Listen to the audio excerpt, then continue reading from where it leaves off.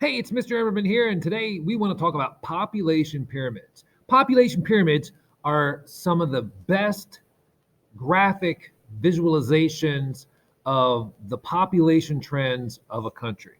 And so to start us off here, we want to take a look at just a general population pyramid of the United States and try to get a feel for what one is trying to tell us. So if you take a look at our image here, you can see on the left-hand side, they're broken up into 10-year age increments.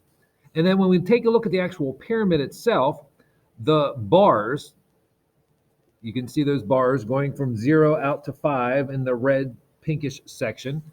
Those are called cohorts.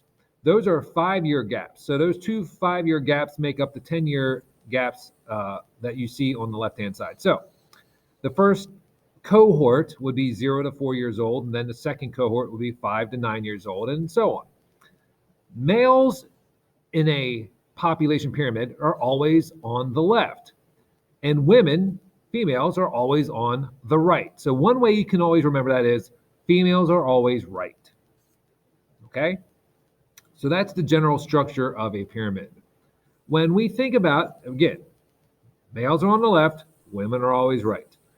When we take a look at pyramids, they can also show us kind of what happens in a particular country over a period of time. So for instance, this country that we see here on this image, on the far left, we see that it's the 1901 census, the tabulation of the number of people in that country. And the median age in 1901 is 23 years old. And you can see that the base, the number of people in those age brackets from 0 to 4, from 10 to 14, 20 to 24, there are many more of those people than there are people who are living longer, and there are a percentage of that population as you get toward the top, the 70 to 74-year-old, the 80 to 84-year-old, etc. Skip forward 100 years, and it's very obvious that something happened in this particular society which allowed people, and this ties back into the demographic transition, that allowed people to have fewer kids, that allowed people to live longer lives. So we can see that the percentage of the population between the ages of 0 to 4 has diminished a great deal in 100 years, but also the percentage of people from 0 to 4 is the same as the percentage of people between the ages of 40 to 44. So that shows us that a lot of the people decided to go with family planning, that families are much smaller, probably also indicative of females getting an education, that women are delaying having children. And it also probably tells us that that society is fairly advanced or getting to that point from a medical point of view.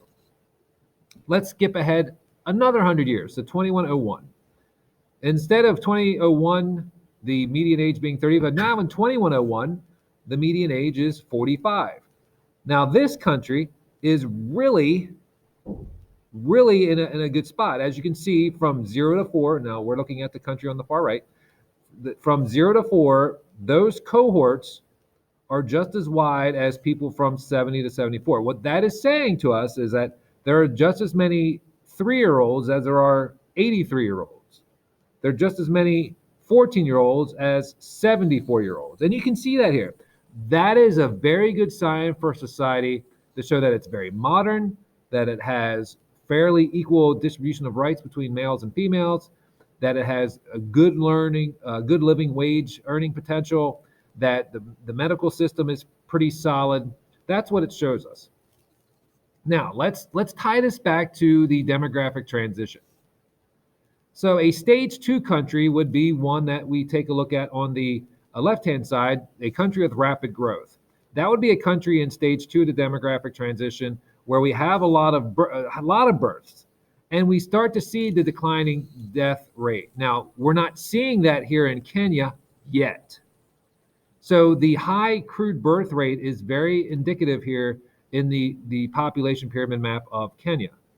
If we look in the middle to the slow growth United States section, we see that the base, the birth rate has declined enough, and the medical advances and the family planning has advanced to where the lowest cohort, the 0 to 4, is very similar to the cohort in the Middle Ages from 30 to 50.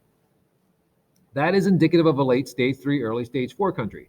If we want to really see a stage 4 country, we can look to the far right and look at Germany. You can see that the middle cohorts, those middle cohorts are wider. Those middle-aged cohorts from the 30 to 50 are much wider in that than in the youngest cohorts, which shows that you're in a stage 4 country and maybe bordering stage 5, where you potentially could have some negative natural increase rates. So population pyramids are a good way of visually giving us an indication of how advanced or not so advanced a country is. So now, whoops, let's go back. Let's take a look at this particular population pyramid. This is a weird population pyramid. This is Unalaska, Alaska. Now we can probably say, okay, scratching our heads, Unalaska, Alaska. What are some things that potentially could be going on Unalaska, Alaska?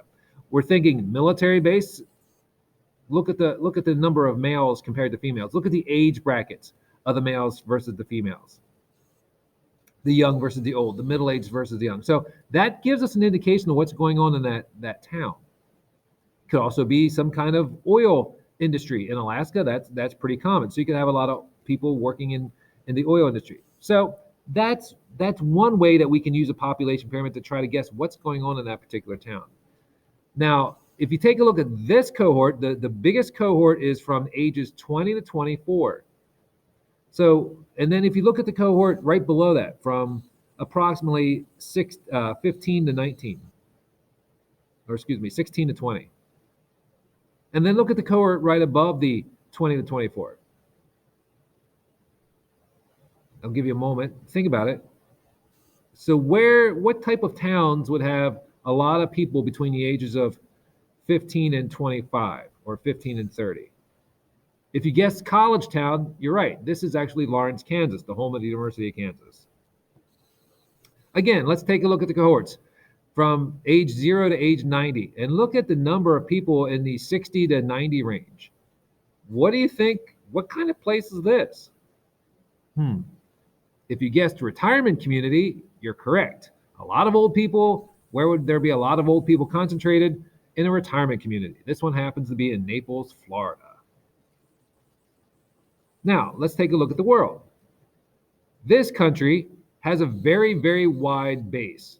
That's very indicative of a stage 2 country, and this country is Sudan. Stage 2, a very uncontrolled population growth rate. Now, here you see a country that has seemed to have rounded the bend, is now trying to curb and curtail their population. And we can assume that they have reached at least stage 3 and perhaps stage 4, and that country is Taiwan. Again, it shows you how modern a country is, potentially how many rights women have.